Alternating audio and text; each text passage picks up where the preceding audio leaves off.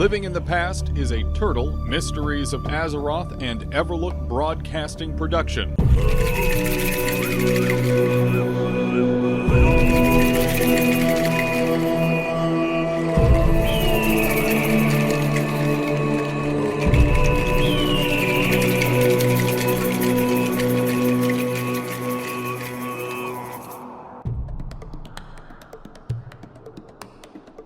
This is Living in the Past, your Everlook Broadcasting Company monthly show about all things Turtle, Mysteries of Azeroth. Today is Friday, January 24th, 2025, and I'm Dan, your host for the next hour. Welcome to 2025, everyone. We're finally here. We're out of 2024, which means I had to update all of my storage and documentation processes for Everlook. For those that don't know, I kind of do a lot of the organization for Everlook behind the scenes. I do all the uploading to the server, all the file management, that kind of thing. And I had to go through and update all of my different file structures and all of my documentation to say 2025, which I'm going to get used to eventually, but I still am not good about. I'm one of those content creators that I store everything in some folders and hope I organize them right. So we're just gonna pretend that I have everything sorted out properly and hope for the best.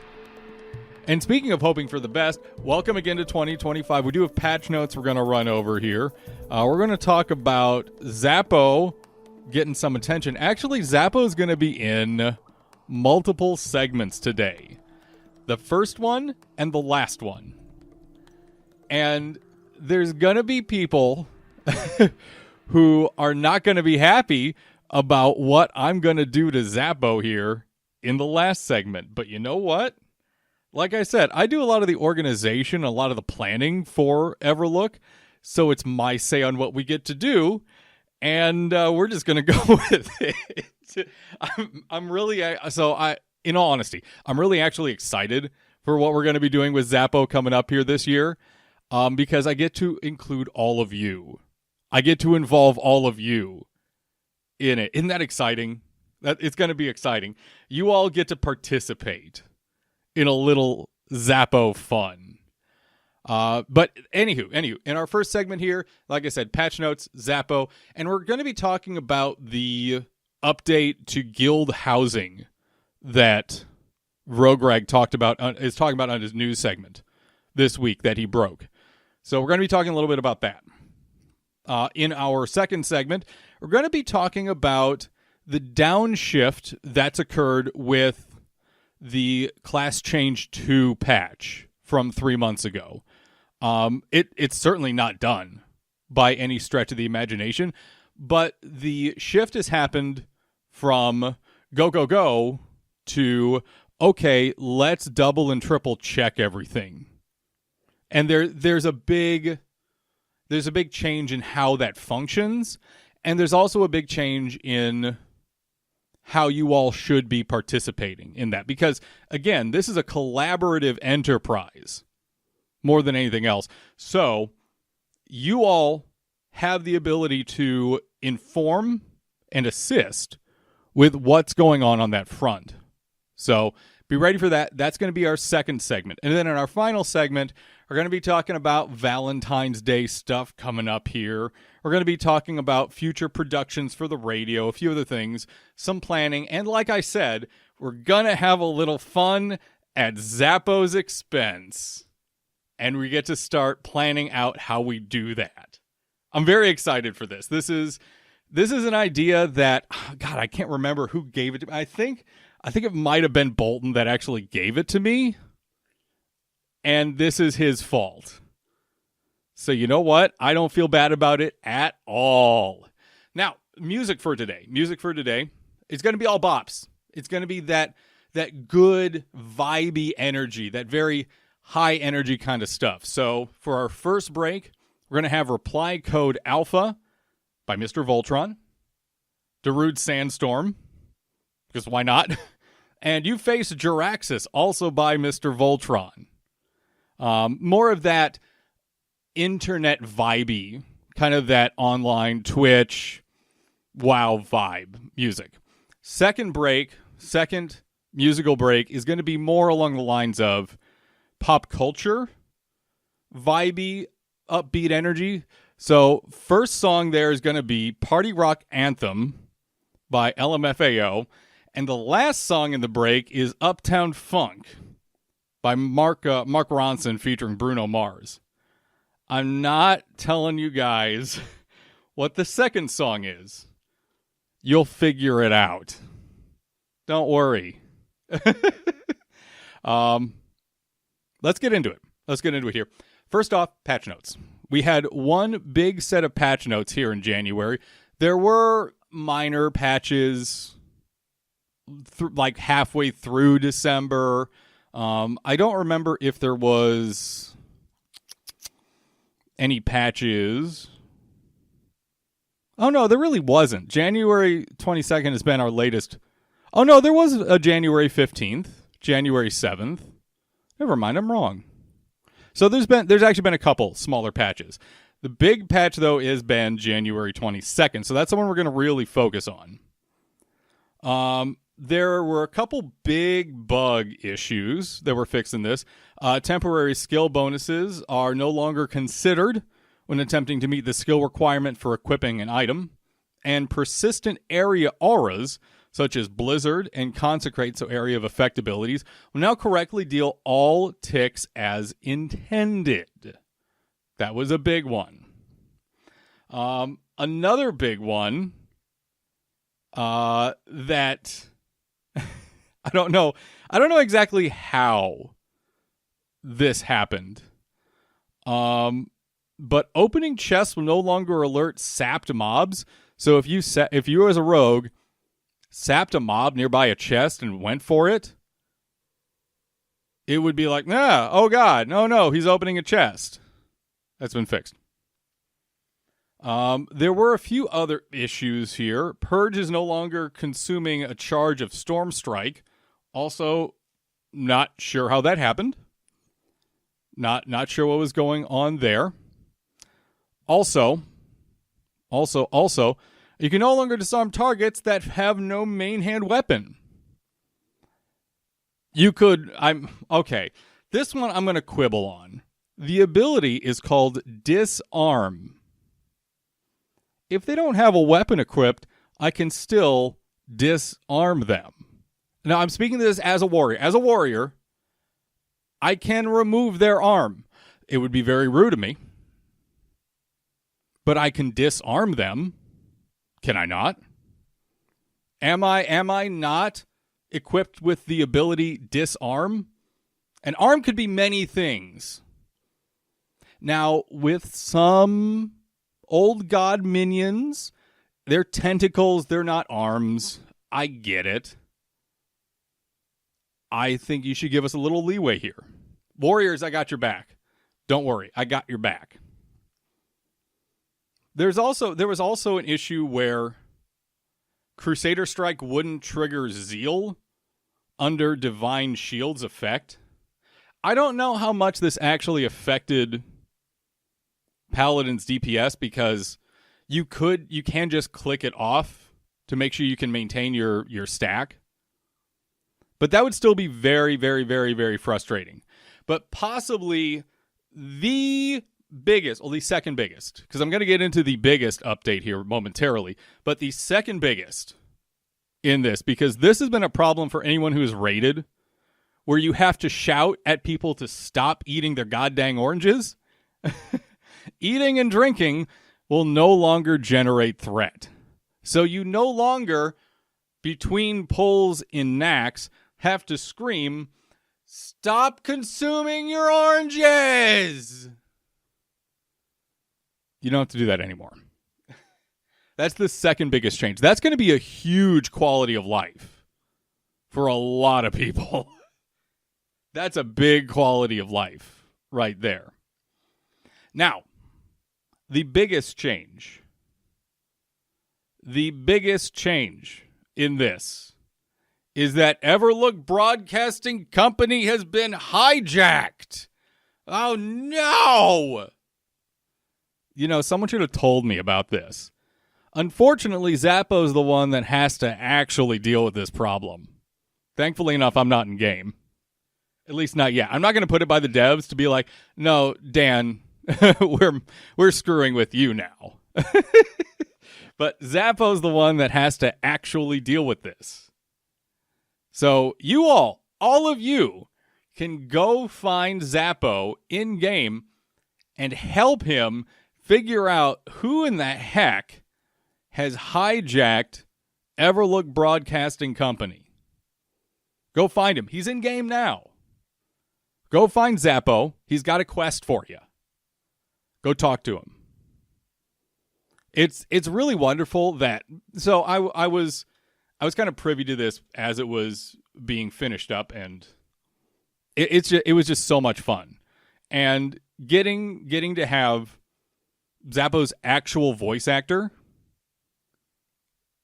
get to do some lines for this, that was even more fun to see. So this has been a real, like, a really big kind of thank you from the development team to us here at Everlook, and really starting to include us even more in what's going on. So it's really exciting to see. So if you haven't gone out to Everlook yet, help Zappo, go give him an assist in figuring out what the heck is going on with our radio signal. There was also, in more recent, I'm going to say, so it was a hotfix on Wednesday. There was a hotfix on Wednesday that fixed a few other things, including an unfortunate exploit that some people were taking advantage of. That has been fixed. Thank goodness. Now, the other big thing that has come out, and this was reported by Vrograg initially, is the new guild quarters feature. Now, there is something going on. There's a lot of things. There's a lot of moving parts with this. And the first thing is that while current guild housing, so let's say you're a guild on the server and you have a guild house of some kind, just to pick a totally random, not at all picking on Vrograg at all name, Blackwing Guard. Let's say you're Blackwing Guard. You're not losing your guild housing. It's still going to be there. However, the way tabards work, the way guild tabards with their hearth work, is going to be changing. So your guild tabard isn't going to hearth you automatically to your guild house, because previously you only got a guild tabard hearth if you had a guild house. And for better or worse, the devs weren't able to continue doing those for a while now. Those haven't been like no one's gotten a new guild house in a long time. So what's going to happen is you're going to be able to set your guild hearth, your guild tabard hearth, to many, many, many different places across Azeroth. It's just going to maybe cost some things, whether it's gold, whether it's turtle tokens. Vrograg reported that this is still very much in flux. Now, there are notes on the patch notes from January 22nd talking about all of this in detail. I'm not going to read through the whole thing. I'm going to read through the important notes bulletins at the bottom. Pre-existing guild bases can apply to have an innkeeper added to their base. Do note that this innkeeper would allow any guild to set a teleport to that base. Next bullet point. Setting your guild's base is a one-time cost. So that means your guild can say, this is our base. and it costs once, and that's it. There is no limit to how many guilds can use one tavern. Final bullet point. These taverns will serve as new locations for guild tabards to teleport to. This is not necessarily set in stone. This is still a little in flux. And I believe the team is still taking some feedback on this, although I don't know who or how to present that in any way. I don't know who to send you to for that. So, have patience. This is obviously a big change for a lot of guilds and a lot of groups. But this is also a feature that is going to be really helpful in revamping a system that unfortunately wasn't really scalable. The fact of the matter is that compared to the very early days of Turtle, there are so many more active guilds. There are hundreds of more active guilds. Maybe 100 or so. Maybe hundreds is excessive. But the fact of the matter is that even if you look at the raid leaderboards, there are so many active guilds. So having every single guild that is active have a guild house was not scalable under any circumstances. Not scalable. Simply not. Entirely unreasonable. So this is a good way to clean up that system and move forward while still providing guilds who can afford to purchase the guild housing at different taverns the ability to use the feature. That's really important. That's really good. So while, yeah, this is going to be a big change, and we're still workshopping it, this is really good. This is a good, healthy change. Again, more information is in the January 22nd patch notes if you want to read anything more about what's being workshopped so far on it. And I would encourage all of you, obviously, go to the forums on a regular basis, but especially read this. Read this. Make sure you read through this. And with that being said, let's go ahead and take our first break of the day. And like I said, we're going to be going with Reply Code Alpha here by Mr. Voltron, Darude Sandstorm, and You Face Jiraxis, also by Mr. Voltron. Now, when we get back, we're going to be talking about the downshift in long-term plans for the CC2 patch that came out at the very beginning of November, and how you as players need to still be contributing to it, and how you can participate in the process. More Living in the Past coming up right after this.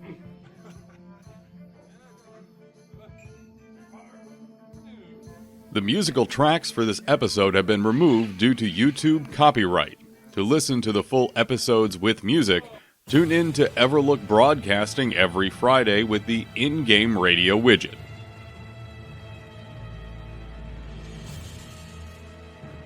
Welcome back to Living in the Past with myself, Dan. It's good to have you here today. Happy 2025, everyone. Our first episode of the new year. And oh my goodness, we got so much stuff coming this year. I'm going to leave that to the next segment.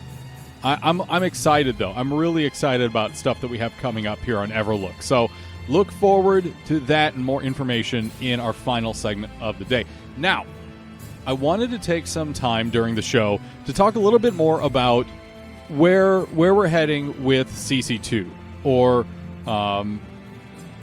Class Change 2, the Class Change 2 patch. That's what happened with the big class changes at the very beginning of November. And I'm sure everyone remembers that. Everyone remembers the huge changes to gear and to classes that came in. It was big. It was a massive paradigm shift for pretty much everyone. For example, melee hunters in full were brought in, and you can debate about how useful they actually are, but they are here. Priests, we got a whole new discipline. and discipline, in my opinion, continues to be the DPS spec for priests. It hits hard. You can chain your smites. It gets a little excessive.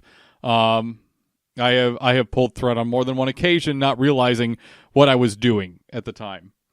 Pretty much every class changed in some way. Arcane Mages. Oh my lord, Arcane Mages. I still love that we have a Resonance Cascade scenario reference in Turtle now. It's in there. I love it so much. And I remember too when we were doing the patch notes videos, when I made the no one expects, to see a Resonance Cascade scenario, let alone create one. When I made that reference in the Mage video, there were, I think, 8 or 9 comments within a day of that going up where people are like, I love this reference. It's so good. It's so good. And I'm so glad people had fun with that too. Everything changed. Everything changed in some way. We also got jewel crafting. I mean, that's the thing that happened. And I still can't give away some of those patterns during raid. Oh, buddy. The pattern off of Rag, that's almost instant vendor every single time we get it. Oh, that's unfortunate. But lo and behold, we are now about-ish, kind of almost 3 months past when that happened. And obviously, when Class Change 2 first came out, the team was very much in, okay, this didn't get fixed right, or this needs to be adjusted, or this has to be patched. And kind of in, I'm not going to say like put out fires mode, but certainly in a, we need to be in rapid fire production mode. We need to just spot check everything that needs to be spot checked. Anything that didn't translate exactly, okay, we need to fix. And anything that is woefully, incredibly, painfully off balance, okay, let's fix it. And then we kind of hit mid-December, late December, and everyone got to go on a little bit of vacation. Well-deserved vacation, no less. And then, okay, people get back into January and start the rev up for 2025. That brings us to where we are now. We're no longer in rapid fire mode. We're not shooting from the hip anymore, as one might say. This is a much more, the team is trying to figure out where the really delicate, and I do mean delicate, that's I think that's the best word to describe it, the delicate balance changes that have to take place. Because in this situation, it's not like you can just say, all right, I magically know that X ability is doing 7% too much damage. I know that because I am prescient. You can't just magically know this stuff. It takes time and it takes data to really hone in on where the minute balance changes need to happen. And maybe some of the bigger balance changes that need to happen also, but require evidence and numbers to support the fact that that needs to be changed. That's fine. The fact of the matter is that we don't open up a testing realm for these patches. We want to keep things, a mystery until they're hit to the public. Mysteries of Azeroth and all that. So the true, minutia and the delicate balance changes that have to happen can only happen post-launch. So that's kind of the mode that the team is in right now, is gently cleaning up the balance changes that have to happen post-CC2 and really focusing on things that were changed or things that were adjusted or things that were missed with CC2. Now, I did mention that there is an important way for you all as community members to participate in this process. And you have been already. But I really wanted to hone in and talk about the importance of community feedback in this regard. It's all about keeping the conversation going, talking about things in Discord, talking about things on the Turtle forums, talking about things on Reddit. Keep the conversation going and show screenshots, show video, show numbers. Bring data to the table. Because now is the time to show that, okay, over the course of months now, this X ability or Y ability or X talent isn't performing the way it should. And really showing numbers on that is where we're going to get the most out of community feedback.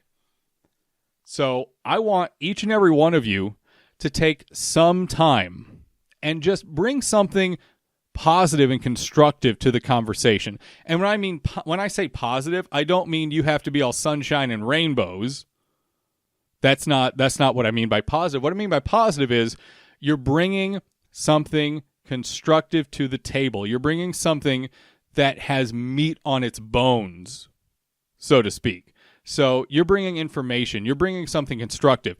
You're not just attacking something, and especially not attacking someone, but you're bringing a real kind of, hey, this is what I've experienced. This is when and how I've been experiencing it, and this is the data to show this is what I should not be experiencing, just as an example. So I want all of you to participate at least a little bit in the conversation on the forums, on Reddit, on Discord. Bring that constructive energy. Show your data. That's the most important. Because the more data the team can accrue, the more data the devs have to work with. Because especially if you can, with the help of others, repeatedly show that something is performing incorrectly or something is performing in a way that is making it useless or inept or just not in the way that feels good for gameplay, and you're repeatedly, and a lot of people are repeatedly showing it with numbers and data, that's going to help direct the team more than anything else. Because obviously you can shout and you can scream and you can complain all you want, but when you let your data speak for itself, and a lot of people do the same, it's very hard to ignore. It's very hard to ignore numbers. Direct, empirical numbers.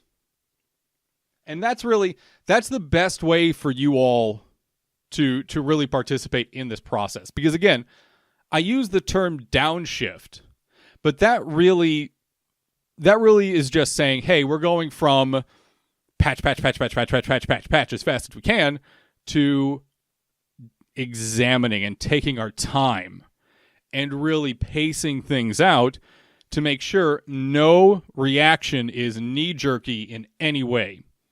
And I think Jamie has actually commented on this before we don't want to make any rash choices. We want to make sure the dev team is making choices that are going to hold up in the long term and not something that, 3 months down the line, we have to look at and say, nope, oh, we way overcorrected. Oh, dear God. Oh, we broke this. We don't want to have to go back and re-break things or unbreak things because we acted on something that we thought was, okay, no, we have to do this now.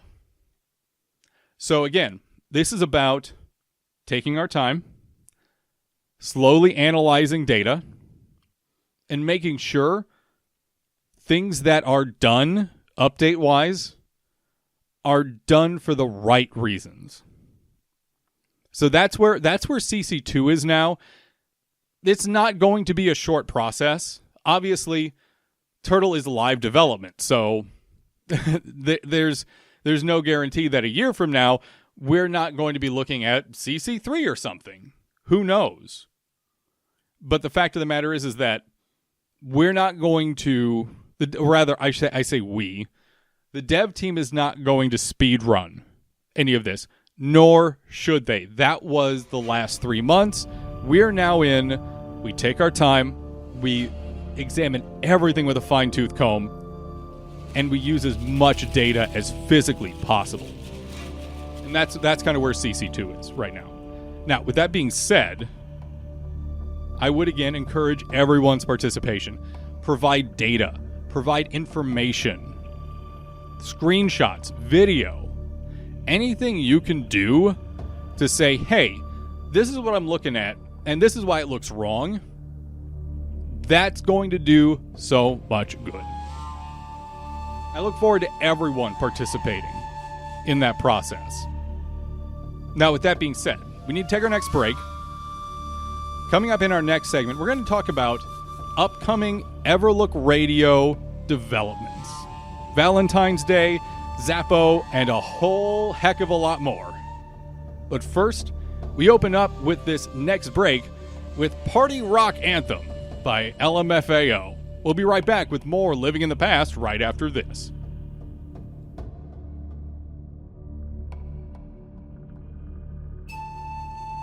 The musical tracks for this episode have been removed due to YouTube copyright.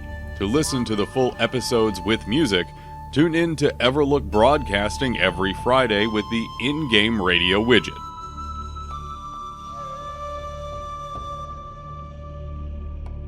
Welcome back to Living in the Past with myself, Dan. I will not apologize for what I have done. Oh, it's so old. It's so outdated. And yet, I laugh every time.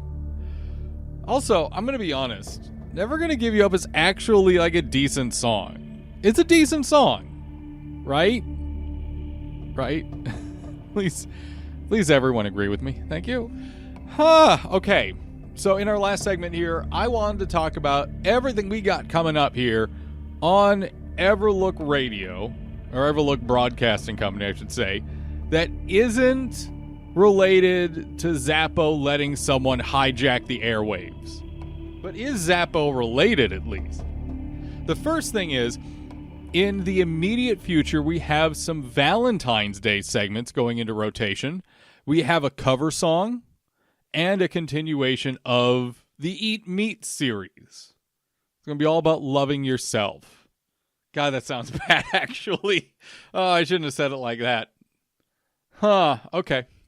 We're just going to let that sit out there.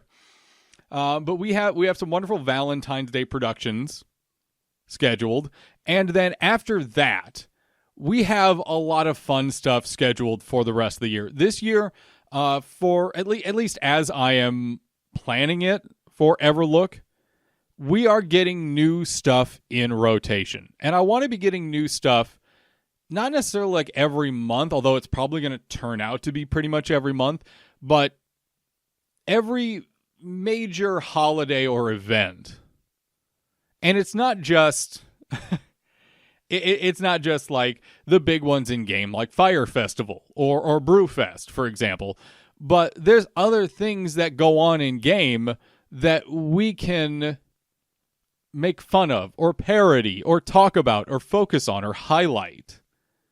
There's a lot of stuff that happens in game, and not necessarily just with events and whatnot, that we can really start to expand on, and not necessarily like build lore out of, but certainly have fun with.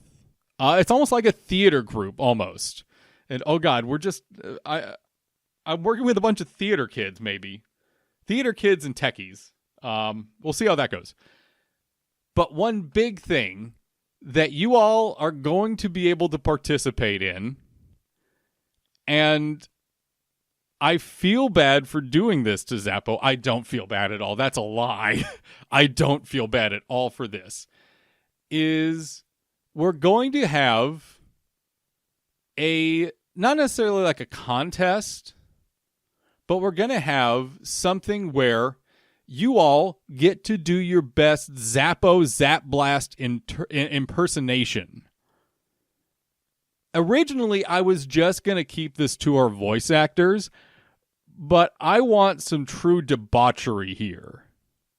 I want some real chaos, and I want to make Bolton hurt a little bit in this. So, in our next episode of Living in the Past, in the end of February episode of Living in the Past, I'm going to tell you all how you can submit your own Zappo Zap Blast impersonation. If it's bad, if it's good, if it's totally tongue-in-cheek, good. It can be any of those things. And I think it might be a situation where, we try to stitch them together and make a fake Zappo segment of some kind. This is a relatively new idea that we've had, and it's evolving very quickly in my mind.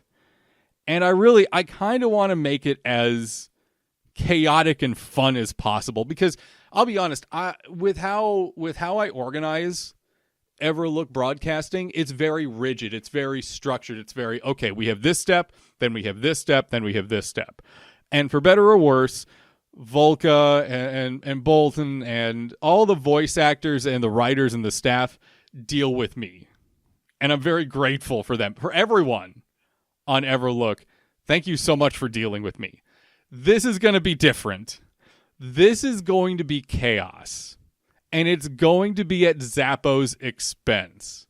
So next episode of Living in the Past, in our last segment, I'm going to talk about what this is going to be and how you all can submit your own Zappo Zap Blast impersonation for it. And we're going to use as many of them as we can. I'm very excited for this, and I can't wait to see exactly what people come up with. I think it's going to be hilarious. Now, with that being said, we do have some more new features coming up for you here on Everlook. Starting in February. Originally, we were going to start in January for this stuff, but it got pushed back a little bit. We're going to have 2 new live DJs starting up in February. And I'm really excited to see what people think of them. I'm not going to spoil the surprise just yet.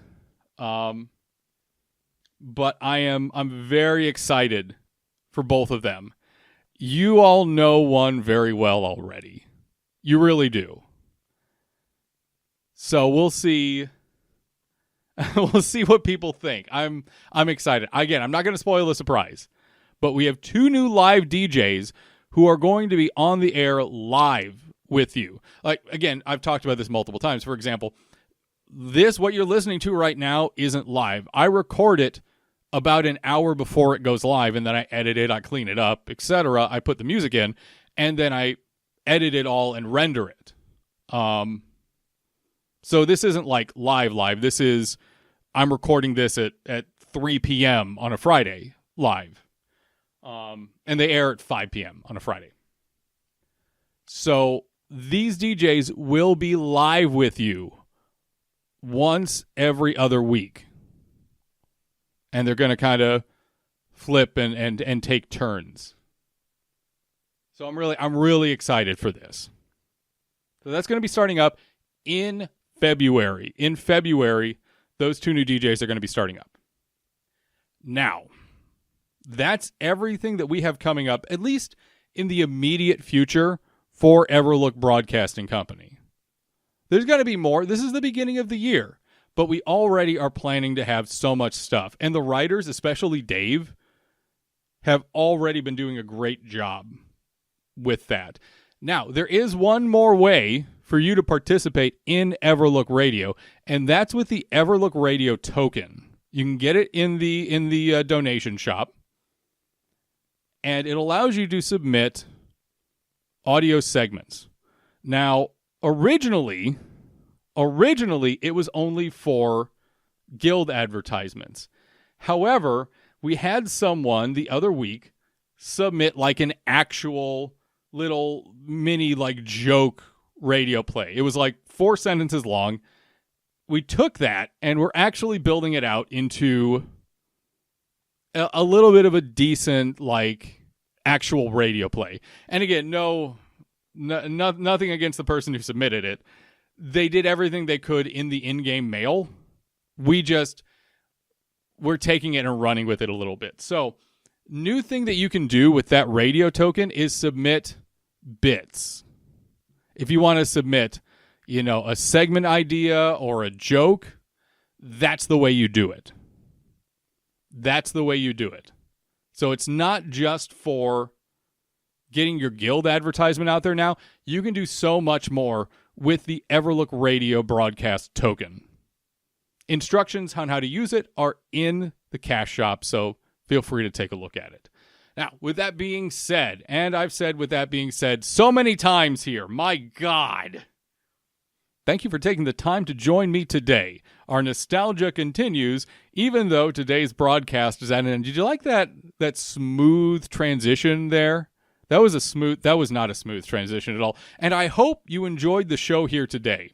A huge thank you to the Turtle developers, moderators, staff, volunteers. Without the entire team's hard work and dedication, we wouldn't have this station or server group. An additional thank you to the audio engineers and creators here for the use of their soundtracks they've created, which we use for segment transitions and intro audio. If you'd like to find out more about what I do, I invite you to check out my YouTube channel at youtube.com/@TheDanNation and my series, Ancient Lore, a recapture of the spirit of my original podcast, The Ancient of Lore. Until next month, let's keep living in the past.